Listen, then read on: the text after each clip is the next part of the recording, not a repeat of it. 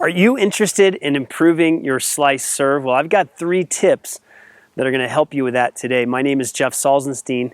I'm the founder of Tennis Evolution, former top 100 ATP player. And as a USTA high performance coach, I want to help you with that slice serve.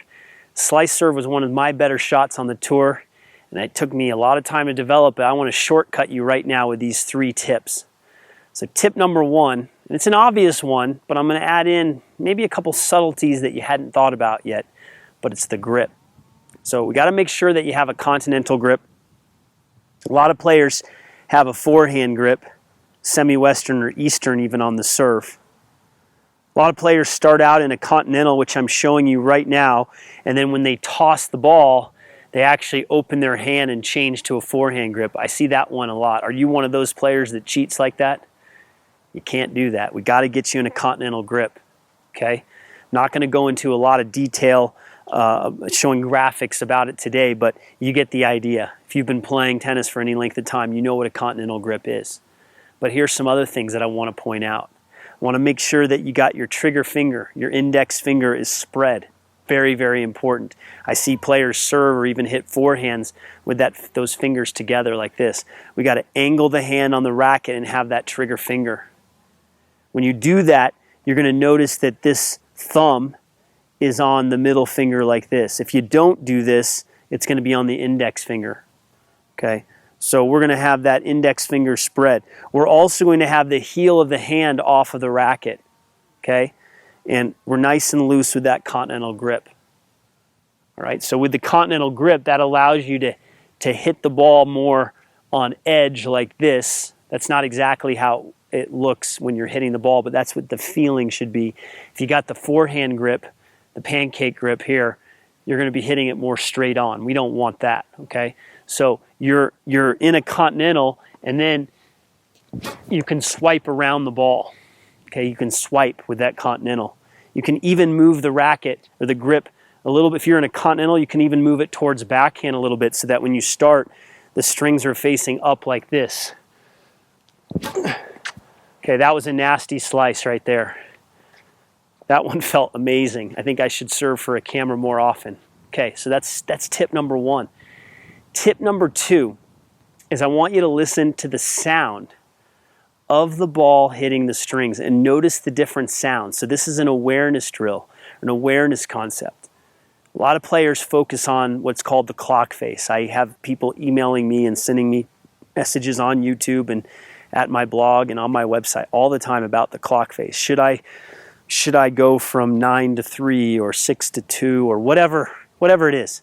I'll be honest with you, I've rarely thought about the clock face as a player and as a coach. In this tip, I want you to focus on the sound. What does it sound like off the strings? Okay, so listen to the sound. Okay, so that felt pretty good to me. And so because I heard the sound and was paying attention to it, I want to duplicate that sound. Now actually, I think I could have gotten a little more of the ball, a little more flush on the racket. So I'm going to try that right now. Even though I liked the last one, I want a little bit less of a slicey sound and a little more of a flusher, flatter sound on it. Okay? Yeah, so that one had a little more acceleration. I missed the serve, but I really accelerated at the right time, so it sounded better. It all came from me being aware of the sound on the first serve. Good, that sounded pretty good too, even though I missed it. So pay attention to the sound. That's tip number 2. Now, tip number 3, and this isn't, again, something you might want to think about when you're actually competing, but there is an awareness that you want to have.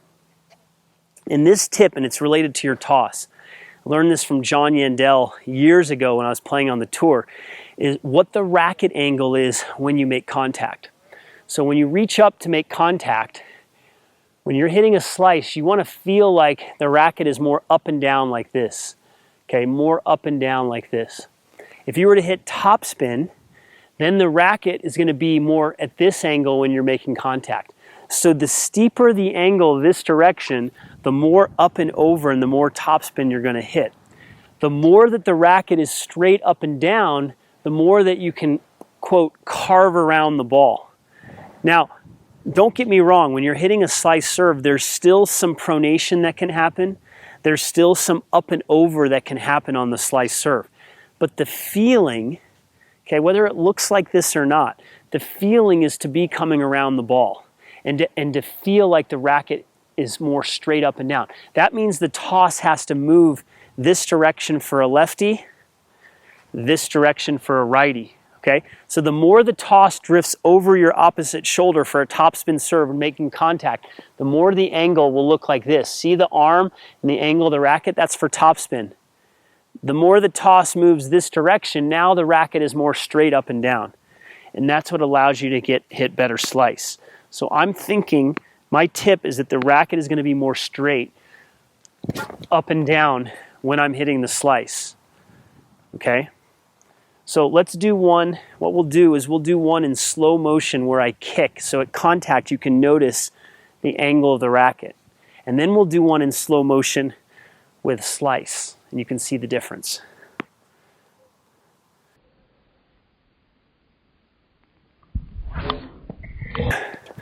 Okay, that had nice kick on it. And I felt like, again, the racket was in this position when I made contact. Now for a slice.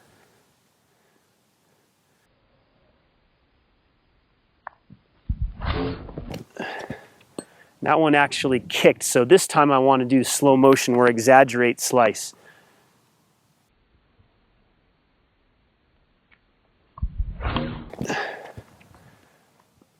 Okay, so that should show you the difference in the two. Now, those are your three tips. We got the grip, focusing on the grip. We've got the sound, and we have the sound coming off the racket, and we have the angle of the racket at contact. Now, if you got a lot of value out of this lesson, make sure you give us a thumbs up. Make sure you're subscribed and you turn your notifications on so you can be updated on future videos. You've been with us this long. You're obviously into tennis. You like serving. You want to improve your serving. As the serve surgeon, I'm committed to helping players all over the world. And I want to get you to the next step in your tennis journey, in your serve journey. And that's going to be learning 3 myths, 3 slice serve myths that are wreaking havoc on players all over the world. Many players are so unaware of these myths and they keep making the same mistakes over and over again. I don't want you to be one of those players. To learn those 3 myths for the slice serve, specifically the slice serve, this free gift is available if you click the link in the description below or somewhere in this video. I'm going to get you those myths along with the solutions that come with it. I'm all about showing you what's wrong, what's not working, and then giving you the solutions that work. I'm passionate about helping you with your slice serve and with your serve for that matter. I want you to transform your game. Click the link in the description to get the 3 serve myths along with the solutions. Or you can also click somewhere in this video. That's enough for today. I helped you by giving you these 3 tips. I've got more tips to share with you. Let's keep going on this journey, helping you get to the next level. Thanks so much for your time today. We'll see you at the next one.